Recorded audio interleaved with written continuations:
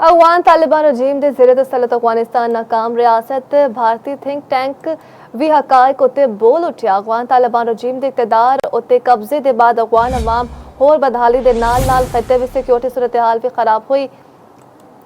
आपजो research foundation ने अफगान तालिबान के दौरे इकतदार विच अफगानिस्तान की संगीन सूरत हाल नाल खबरदार कर दिता।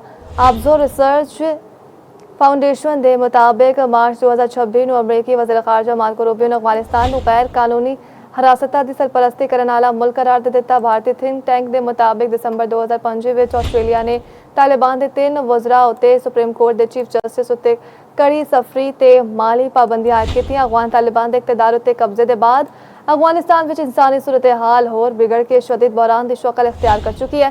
तालिबान रजीम ने खातन की तालीम उत्ते कदगन लाई साबिक हुकूमत हामिया ते अकलियता नूवी हमलियां का सामना है।